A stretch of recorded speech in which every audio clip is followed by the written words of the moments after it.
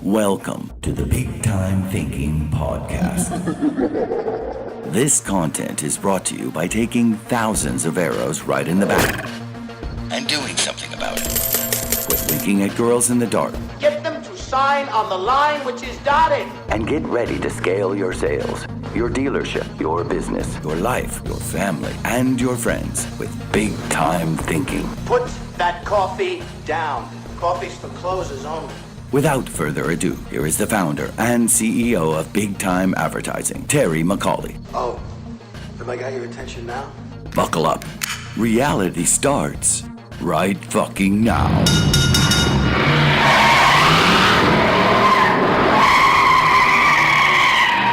All right, everybody, it's Monday. We're back and at it and ready to rock and roll. As you know, I've said I love Mondays if you listen to the show. We get a fresh slate today. We get to go get it. We can better our lives. We can better our marriage, our relationships with extended family, our business we could take to the next level. Yesterday, thank God, is gone, and we get the sun up, and we're ready to rock and roll. Man, I'm feeling it today, and in a great mood because I control my mood. I know that's right. So today, got a great podcast for us as we start to evolve and develop. I've been in a couple stores here lately. I know I did the podcast a couple episodes ago with our director of sales, Brad White. We discussed leaders versus managers, and I thought today I wanted to spend some time discussing something that every manager in any organization should be doing with his people he's managing directly, especially within the sales department, which is my focus always. And then for salespeople, why would you listen? You'd listen because I want you to listen if your manager is doing these type things, and if not, give you ways to possibly demand that it take place. This is, in my opinion, one of the reasons I was always successful as a sales manager in every organization I've been in. And then now as we build our own organization, I can't emphasize this enough. It's so critical. And so today we're talking about one-on-ones, the value of a one-on-one. And I want to make sure everybody understands the difference between a one-on-one. I'm not referring to your daily huddles. Daily huddles are typically an organization that you're having those meetings that last maximum of 15 minutes and you're talking about tasks at hand for the day. I'm truly talking about, just like it sounds, a one-on-one, which is critical time between a manager and his employee or salesperson, better put.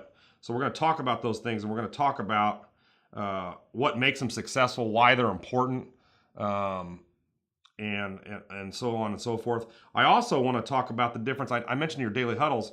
It's also not just a check-in, a valuable daily one-on-one isn't just checking in with each other. I hate the term checking in, honestly. A check-in is much more official, and some of you call that when you're having a check-in with your employees, you're checking in on the status of a project, possibly. You're regurgitating things you've talked about in weekly statuses, possibly huddles. Those are check-ins. When a manager goes for that, what we call the walk, and go inspect what you expect, you're checking in on how things are happening. That's not what I'm referring to here either. It is titled a one-on-one. Now, I am of the belief a one-on-one should happen daily. They're called a daily one-on-one for a reason. The first thing I always ask when I sit down in dealerships with a manager, I ask them, how often do you meet with your salespeople? And they're typically, I'll get all the time, we have a weekly sales meeting. Okay, not referring to a meeting. How often do you meet one-on-one with your salespeople? I've heard I'm supposed to, but I haven't done it in a while. And I'll just keep asking them, okay, how often should a daily one-on-one take place? And they typically understand the sarcasm. Daily. Guys are critical. And if you manage 12 salespeople, you got to figure out how to make this a critical part of your business. Because I'm telling you, it's all relationship-based. Being a salesperson is the toughest job in the world in terms of you're going to fail way more than you succeed, okay? It's not the hardest job in the world, right? In terms of physical labor, right? Like the guy on the back of a trash can in this record heat when it feels 113 outside. That's a pretty hard job. All the messy jobs, the mechanical, the physical labor, ultra respect for those individuals. But I'm talking about mentally failing more times than you succeed, which is what salespeople do. They're told no over and over in polite ways and not so polite ways. So one thing that's important as a manager is keeping morale up with salespeople. I'm a huge energy guy. If you listen to these, I'm like, man, let's turn it up a notch. Let's get the energy going. If you're not an energy guy, you've got to become one. You're gonna have to really develop that. When I first walked in any dealership I was hired, I walked through that door and I'm like, what's going on? Let's go. Let's get music going. We're popping, high-fiving sales guys, congratulating them on getting to work. And I think early on, everybody thought, okay, Terry, this is pretty phony baloney. How long is he going to keep this up? And then they do learn, I'm not playing touch football, I'm playing tackle. And I do it with energy, okay? I always believed you have to check anything negative going on in your life at the curb. You got to leave it there as hard as it is. I've shared it with you before. I've had tough stuff happen in my life. But when I show up to work, that team is demanding my energy, my focus, because that's the difference between success and failure. It ultimately is.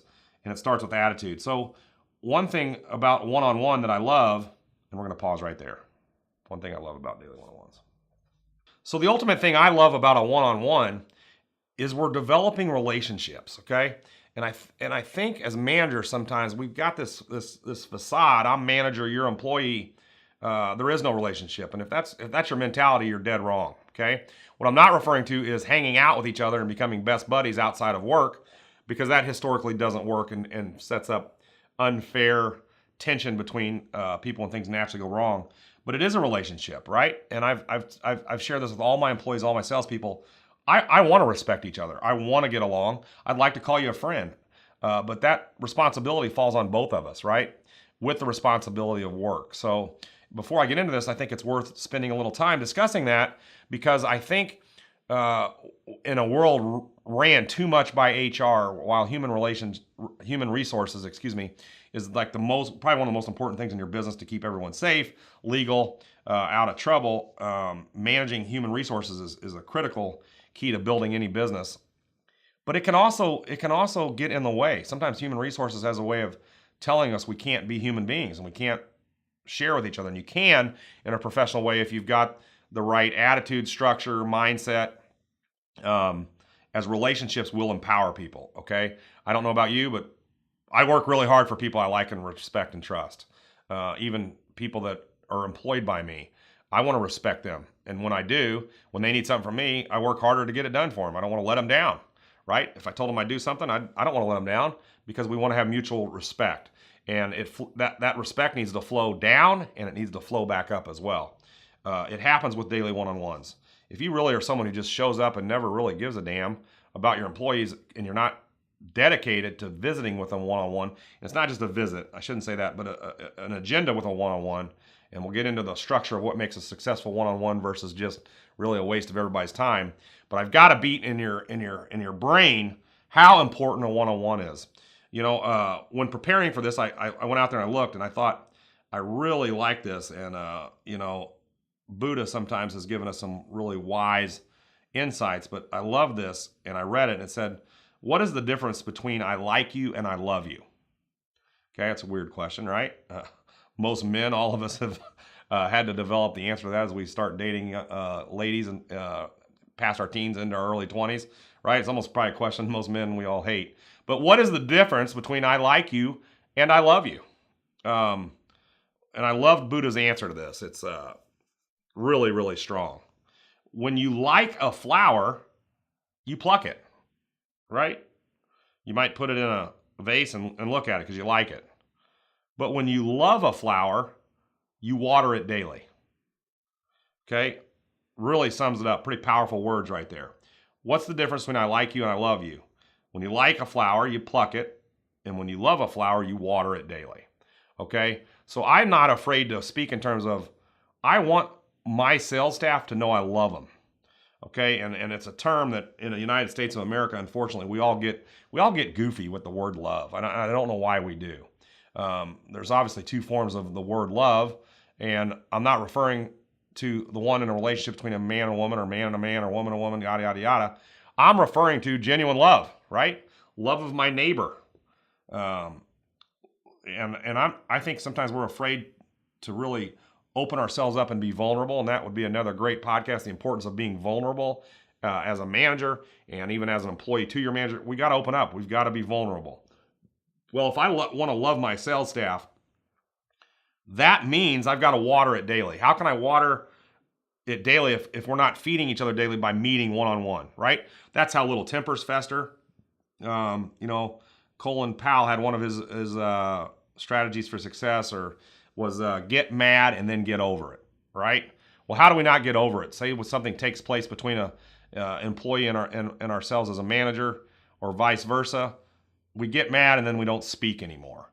I sadly see this in families. I talk to families all the time. I haven't talked to my brother and not myself personally, but someone will share with me, I haven't talked to my brother in 20 years. And you start asking why, what happened? And then you really listen to him speak and you're like, Jesus Christ, that's the saddest story I've ever heard. Like it was all over garbage, man, when you break it down. Like he borrowed my car and returned it on empty and we got into a fight or just whatever. And all of us should think about maybe a family member we haven't talked to in a long time. What is it really over? And 9 times out of 10, it's really over some bullshit.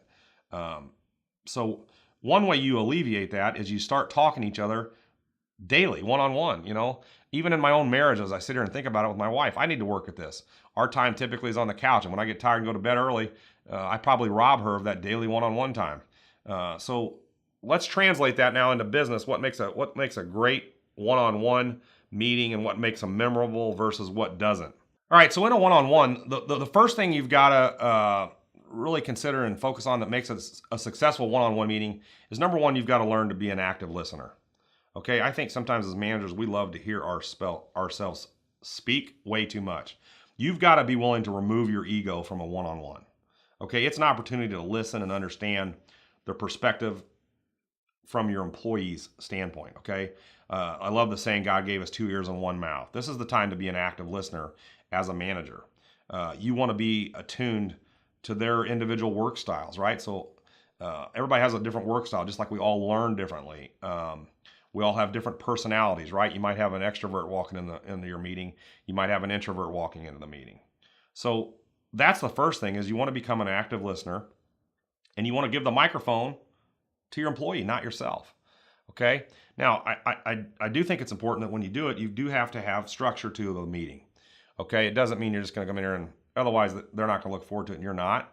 And you can't just wing it, right? If you just wing it, you don't get anywhere. So you don't want to wing it. And I think you should have a list of good questions, the right questions, so that when it gets quiet or maybe the employee's not in the mood to talk, you still spend time asking a couple questions that are thought-provoking that will move the conversation forward. So that already gives you structure.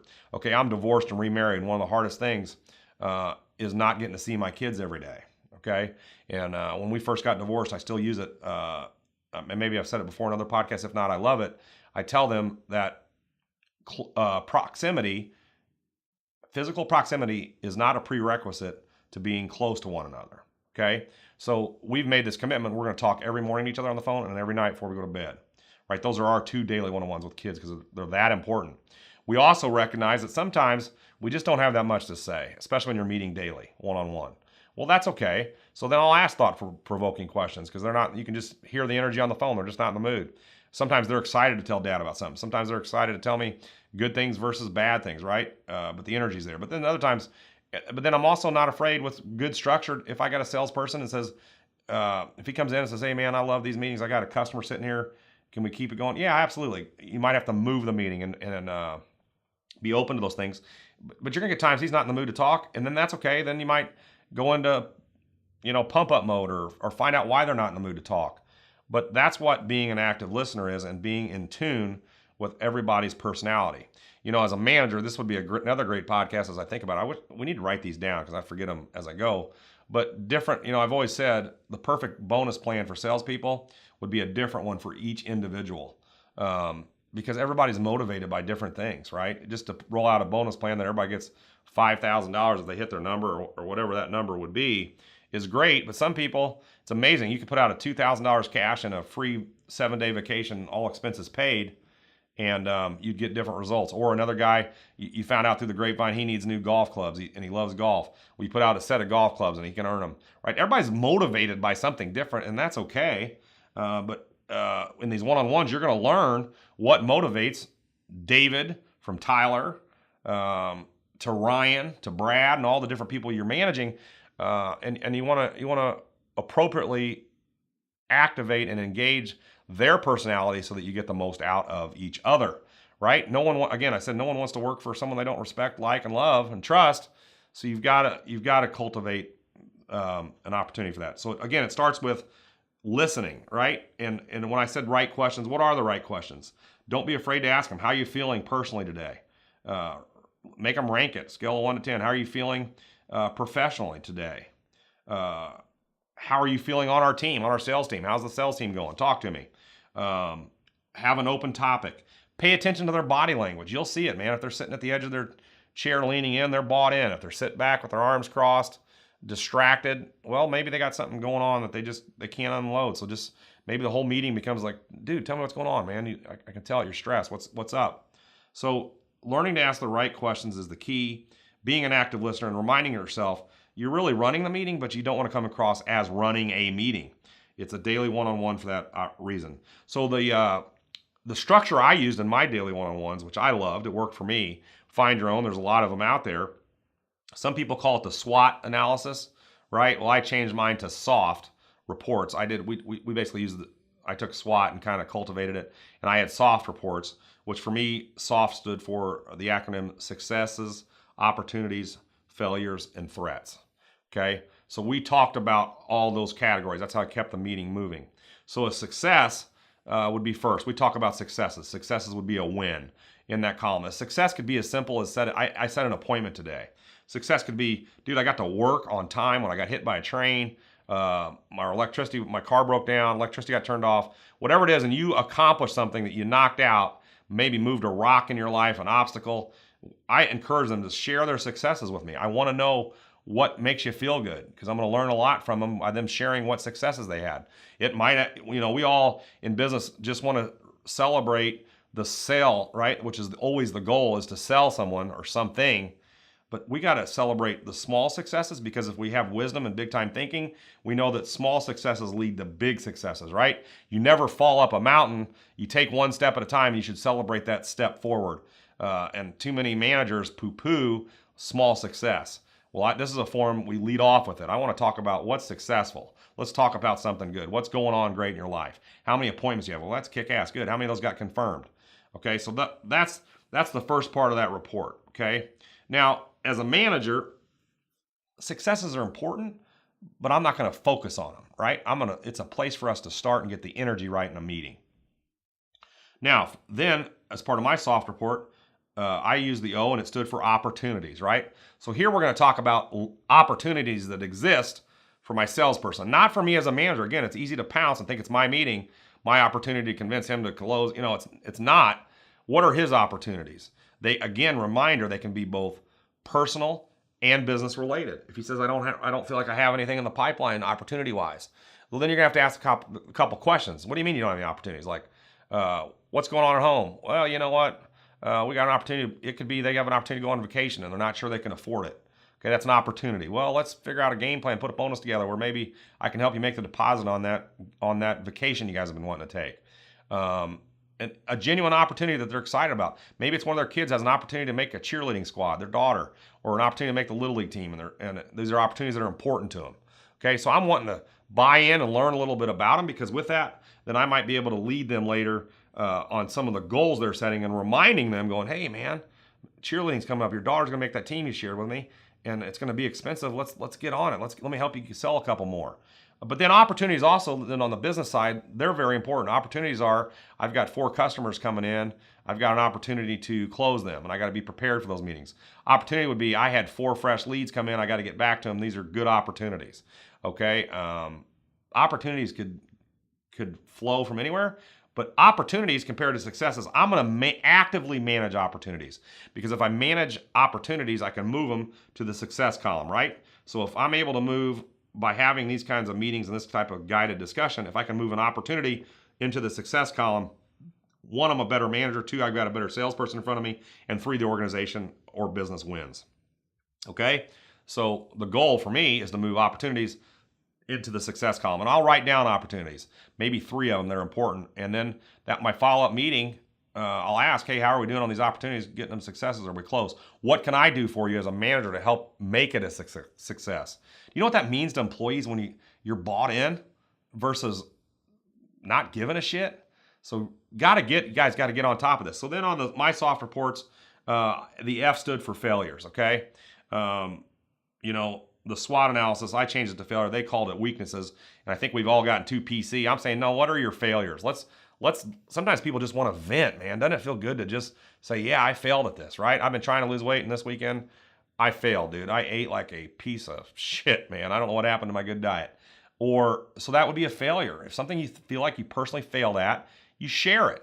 I failed at, I spent a little more money. If you got a salesperson in front of you that can't control their budget, they failed at spending more than they should have. It could be just a simple failure. I took a lead on a phone, and I'm telling you, this person and I did not hit it off. I failed. I couldn't get an appointment. Okay, great. Tell me about it. How'd that feel? Why do you think it happened? A failure, again, it's not me as a manager. What I perceive as failures and tell them all the failures they have. You want to guide them into recognizing their own failures, because when someone starts to do that and own their failures, they're, in my opinion, on the road to big time success and big time thinking, because everybody fails. Let's get that over with. Like, so what? People run from failure. This just personally happened for us as an organization. I have a dealer who I absolutely love. I've thought the world of him. I have chased his business for 3 years and got closer and closer. And he finally invited me to close his business. And I failed at following up with him quick enough, to the point where he was pissed at me, and he should have been. So I have to own that failure. And I stood up, and when I had the opportunity to see that dealer, I walked right up to him in a room, and I said, "Hey, I owe you an apology." He goes, "No, I'm over it." I said, "No, it doesn't matter if you're over it or not. I own my failure." So I want to cultivate in my teams that failure is okay. Doesn't mean I celebrate failure, but I think when we recognize we've failed as a group, we can regroup and now become hyper-focused on ending the failure. I love the saying, what's the difference between a rut and a grave? I've probably done this in a podcast, and I'll do it over and over, but I love it. What's the difference between a rut and a grave? Nothing, just the depth. You're stuck either way. So you got to get moving, right? So if I'm in a rut, it's a failure. I've failed at something minute. And this day and age, we're afraid to call something a failure. I mean, no, it's a failure. If I said I'm going to be here at 8 o'clock every day and I show up at 8:01, I failed to get here at 8. It's okay, but own it. Tell me you failed at it. Why'd you fail? How are you going to make it not fail in the future? Again, like successes, I really don't care about the failures, because we go back to my serenity prayer. I can't control them. It's already happened. The failures happened. The successes happened. But I want the opportunity to vent it. We all feel better, and we're building relationships better with these things. Then the last thing I'm hitting on are the threats, right? The threats to our business. So the threats are different than opportunities. Threats are things we know are creeping on us and have the opportunity to become failures here real soon if we're not careful. So a threat could be, hey, I had a commitment to buy from Mrs. Smith, and she said she'd be back today, and it's now 3 o'clock in the afternoon and they're not back. If you're waiting until the next day to say they didn't show up, you're too late. Like, they're 20 minutes late for an appointment, it is officially a threat. That would be a simple threat. A threat could be, again, something personal in their life that they're worried about. I thought my bonus was going to be yada yada, and it wasn't enough, and I'm afraid I'm going to be, late on a mortgage. And it's tough. Listen, as a manager, we don't want to always hear about all the personal stuff because of HR, and you got to watch what you say and maintain your professionalism. But if you just stay in that zone of not promising them how they're going to get it, but staying motivated, say, man, I hate to hear that for you. I'm professionally going to help you get through those things. You're in that safe zone, right? And you can stay there. And I think too many managers back off of being personal, but I'm saying this is how you get buy-in. You want buy-in from employees and salespeople. If they're bought in, they will sell for you. I promise you. If everybody's rowing in the same direction, the team goes faster, okay? It's when you don't have one rowing, it goes better. A threat could be, it could be as simple as the new sales guy sitting next to me. I like him. He's got a lot of energy, but he talks a lot. And I don't think he's trained real well, and he's slowly bugging me, and I don't want to be rude to him. I feel like I'm going to be rude to him, right? The failure would be I was rude to my own salesperson sitting next to me.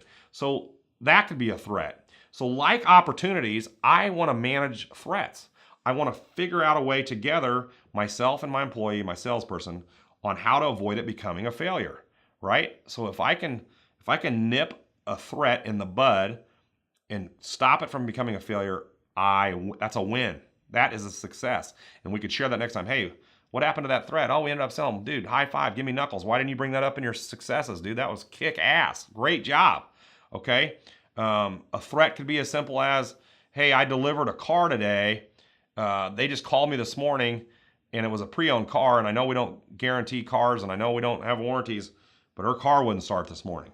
Well, too many organizations won't follow up with that conversation because they're too afraid of making promises to people. But you want to encourage salespeople to handle that threat. If we don't have a forum where we can discuss those threats, one, you're teaching a salesperson to ignore true quality customer service.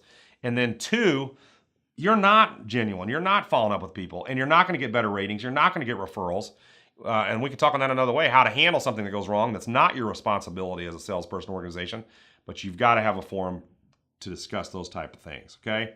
So that's what I use in my management meetings. I use what's called a SOFT report, success, opportunities, failures, and threats. It's very similar to the SWOT analysis. Come up with your own game plan, but you've got to have one, okay? I tell you, one other thing I was going to tell you is, I've already talked about being an active listener, don't run the meeting. My other big tip is get out of the office. Don't do it in your conference room. It has that official business meeting. Sometimes your office just is the wrong place. You feel like people interrupt you.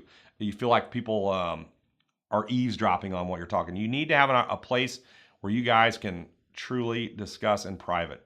9 times out of 10, it's got to be the office. But man, this day and age, when we learn that heart attacks are caused by sitting too long, what if you just went for a walk, right? You timed it and said, our 5-minute meetings, and we're going to walk 2.5 minutes out and back 2.5 minutes. How many of us overweight managers, if we did that 10 times a day with all our salespeople, how healthy would that be? Yet we're working, okay? Because if we can not look at our cell phones in the middle of a one-on-one meeting and truly be focused on this relationship developing, we will become better managers. Managers that are in another city than your people you manage. Dude, get on webcam. I know we don't like how we sometimes look on webcam, but be devoted. You got to look at each other because body language is key in these things. You're going to see a lot on someone's face. People wear stress on their face. They really do. Okay, so that's my little secret on how to have a really quality one-on-one. And I quickly want to go through what I think are some 7 deadly sins, or things that you got to watch that will really kill the energy of having good one-on-one meetings. Number 1 is infrequency. If you truly don't make it a priority, it's a deadly sin. They never will evolve into anything. So you've got to come up with frequency. If you can't do daily one-on-ones, it's got to be Monday, Wednesday, Friday at a minimum, guys. 3 days and gals, 3 times a week at a minimum. All right, and they don't have to be long meetings, 5 minutes, 10 minutes, but they got to be one-on-one. They got to be genuine. Okay. 2 is hastiness. If you're hasty, right, and that goes for the salesperson and the manager. We can't be hasty. We can't say, hey, dude, I owe you a daily one-on-one. Let's get through this as quick as we can. What does that tell them? That they're really not that important to you. No, love the flower like Buddha teaches us. Let's water that flower so that we keep it alive and get it to flower over and over again for us. Right? Canceling a one-on-one is catastrophic. That sales guy goes, I canceled mine, and then he sees another one got theirs. It's easy for people to see favoritism, and you definitely don't want to create a situation like that. Another one, which is really a big one here on a 7 deadly sins, is you got to be careful of this in one-on-ones, and that's ambiguity coming out of your meetings. What do I mean by ambiguity? Well, we know if something's ambiguous, it can be interpreted as 2 different ways. In these one-on-ones, you're going to find out very serious topics come up, right? 1 about operationally, 2 about how I get paid, 3 about my vacation, 4 on and on appointments, all kinds of things. You've got rules, and they're going to challenge you as a manager. They're going to ask for exceptions because you're developing a relationship, or they're going to ask for interpretation of what you meant in the sales meeting, okay? And you don't want to become ambiguous and create ambiguity between yourself and your salesperson, because when they go back out to the huddles, right, or those 3 or 4 gather, the research department, they may interpret differently what we said. So you want to, 1, make sure you ask them, hey, did that make sense what I told you? I want to make sure there's no gray area here. So watch ambiguity. It's a big one, and you want to qualify it. So you guys might write down at the end, hey, here's our summary of our meeting. Is there something I didn't say that makes sense? And ask them that. The one I already touched on it, but being unprepared. Unpreparedness is a sin. Like, you will create problems. Be prepared. It doesn't mean you go off the script 100%, but when it stalls, have little discussion starters that are exciting. And it might be just as simple as, hey, did you watch the World Cup this weekend? What'd you think? You might learn a lot about what they think about their own life based on the response to a sports question. If they're sports people. If they're not, ask them, hey, what'd you do this weekend with the family? But have a preparedness to keep your discussions moving, okay? The other part, I already hit on it, but it's having a one-sidedness. Managers, we want to tell them what to think, what to do, and how to do it. We want to guide, but we're there to listen. That's the key, man. I can't say that enough. If active listening is important, then certainly being one-sided is definitely a sin and a sign that the one-on-one meeting is going to get off track.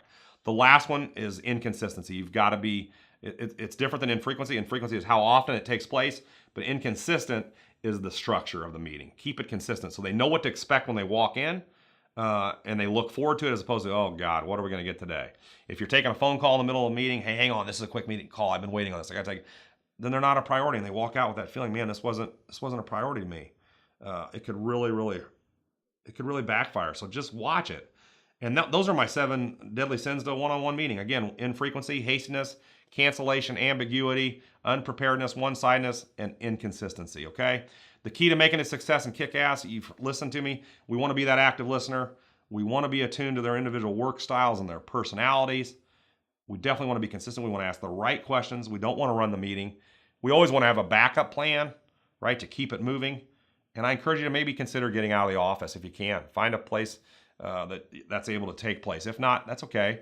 But make sure when you get in your office, it's a closed door moment. It's intimate. It's quiet. No one's eavesdropping, and both sides feel comfortable to share the things they need to share to move your dealership forward. Guys, that's the goal, to sell more of everything. And this is what big time thinking is all about. Again, I hope this was a great podcast for all of you. It was for me. It's one of my favorite topics. I love it. I want to hear your comments, your feedback. Please subscribe to my podcast. I'm trying to grow this, and we're getting into more, and we're starting to approach double-digit episodes. But I'm begging you, and I'm starting to see feedback grow. Help me grow this thing, because I want to grow more salespeople and more dealerships. I do this for free. Our organization spends time on it. I got David I pull him off projects from our what we got going on in there, and he sits here graciously with a headset on and records the whole thing. So we are investing our time and money and efforts into this to make everybody else better at what they do. And at the end of the day, that's the goal of this. So again, you can find us on iTunes, Spotify. We are on SoundCloud. Believe it or not, I got a rating on SoundCloud, which surprised me. So that was awesome. I'm begging for you for comments on our Facebook social page. Tweet at us if there's something, again, you don't agree with. I'm not here to tell you I have all the answers. The way I grow and the way I become better at big time thinking is I want someone to disagree with me. I want you to give me thought-provoking questions. So tomorrow or the next day or down the road 10 years from now, I'm still constantly learning, because when we are through learning, guys, we are through as individuals and professionals, okay? That's the deal. Share it, subscribe, give me 5-star ratings, not just the ratings. I need the comments. Tell me you love it and how awesome it was. And that's all I am asking of you at the end of the day. Guys, commit to one-on-ones. Make them awesome. Make your week awesome. Go out there and apply some of this big-time thinking. And have a great week. We'll talk to you soon.